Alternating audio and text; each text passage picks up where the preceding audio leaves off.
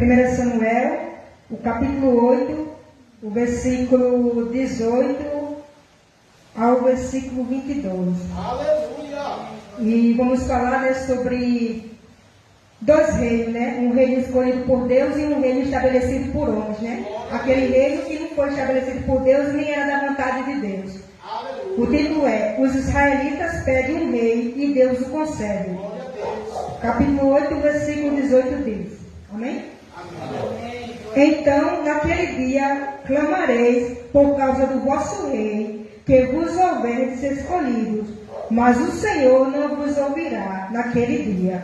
Porém, o povo não quis ouvir a voz de Samuel e disseram: Não, mas haverá sobre nós um rei. E nós também seremos como todas as outras nações.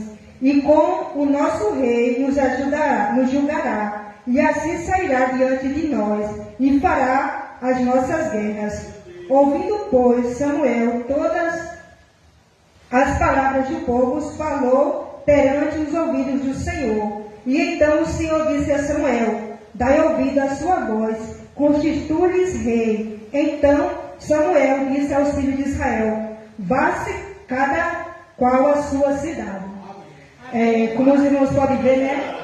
O povo de Israel estava sendo guiado por Deus, porque Deus tinha estabelecido, depois que tirou eles do Egito, daquela cidade, da terra de servidão, Samuel como profeta. Ou seja, Samuel quem julgava eles, Samuel quem estava lá sendo a voz de Deus no meio deles, porque tudo que eles precisavam, clamava, e Samuel orava a Deus, e Deus revelava a Samuel ao seu povo e protegia o seu povo. Mas diz que como Samuel estava já ficando de idade, e os filhos de Samuel não andavam servindo a Deus, não andavam nos caminhos de Deus, um dos seus filhos era Joel, e o outro era Abias, e eles não serviam ao Senhor, eles continuavam seguindo as coisas do mundo, e não as coisas que provinham de Deus. E diz que o povo, vendo tudo isso, começaram a clamar a Samuel: Samuel, nós queremos um rei, nós queremos ser conforme as outras nações.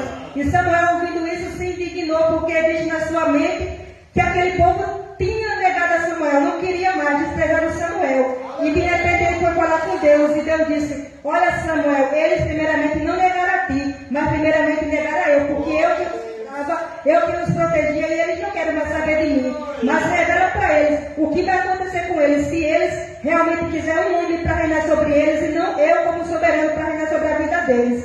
E disse que Samuel falou perante o povo, dizendo: Olha, esse rei será como vocês, estará sobre vocês, vocês serão como as outras nações.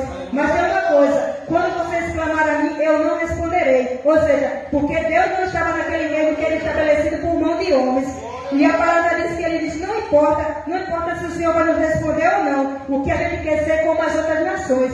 Isso é um perigo, né, para o cristão. Muitas vezes o cristão observa o mundo aí afora e cobiça ser como o mundo afora. Mas se o cristão for dar como o mundo afora, vai ser perdição. Porque a palavra mesmo aqui diz que quando nós clamar a Deus, Deus não vai nos ouvir, né? Não que o Senhor não queira nos ouvir, Ele até nos ouve, mas não vai nos dar resposta, porque nós estaremos andando errante, não conforme a palavra de Deus. E diz que Ele diz nos seus corações, né? Nós teremos um rei que andará sobre nós e pelejará nossas guerras, né? E qual é o mais importante? Ter um Deus Todo-Poderoso que pelejaria as suas guerras, ou um homem para pelejar as suas guerras. E diz, né, que aqueles homens escolheram um homem para reinar eles, não Deus para reinar sobre eles. E assim procedeu, né? E esse rei que foi estabelecido foi Saul, né? Que aos olhos humanos era aparentemente o desejado por todos, ou seja, o escolhido por Deus, mas não era o escolhido dos homens. Porque diz que Saul era um homem alto, o mais alto entre todos, da tribo de Benjamim se destacava. E diz que quando Deus chamou para ungir ele se escondeu. E quando o povo começaram a chamar, disseram: será que realmente o escolhido de Deus está entre nós aqui no meio? Na visão do povo era o escolhido de Deus, mas não era o escolhido de Deus. Aos olhos dos homens era o alto, era o tremendo, era o poderoso. Só que aos olhos de Deus, Deus não vê, como a palavra dele diz: eu não vejo o que está fora, mas vejo o coração. E o coração dele não era um coração temente a Deus. E diz que esse homem se escondeu e não estava lá para estar junto com o povo. E Deus disse: ele está escondido. E esse homem veio para fora. Esse homem era Saul. Como a gente sabemos, né? Foi um homem que desobedeceu a Deus, quis mais a riqueza e a glória do mundo, e não da glória a Deus.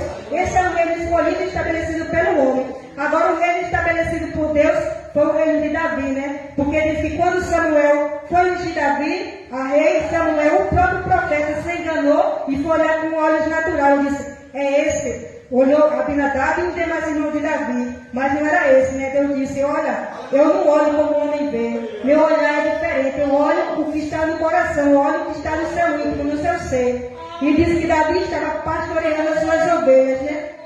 E Deus trouxe ele, dizendo para o profeta, né? Ninguém senta à mesa enquanto o menor não chegar. E disse que foram atrás de Davi, estava ele no campo apacentando os rebanhos, né? E quando chegou, quem sabe o profeta olhou, né, na sua mente, a Bíblia não diz, né? Mas quem sabe o profeta olhou, será que Deus está errado? Será que esse homem, por que Deus desprezou Saul, que era um homem alto, e esse um menino franzino, pequeno, que aos olhos naturais não perecerá nenhuma guerra, né? Mas a Bíblia diz que realmente era Davi. Não que Davi fosse perfeito, né? Mas ele era temente a Deus. Ele pecou, mas se arrependeu. Pediu perdão a Deus com todo o coração e Deus o perdoou, né? E assim somos nós também, né? Vemos aqui a comparação de dois reis. Saul, um rei escolhido pelo homem, e Davi, um rei escolhido por Deus, que a Bíblia diz que era conforme o coração de Deus, né? O homem segundo o coração de Deus. O que os homens olhavam e o desprezava, né? Mas Deus olhava com um amor, né? E muitas vezes nós estamos também, né? O menor da casa do Senhor, e o Senhor o amando em seu servo de uma tal maneira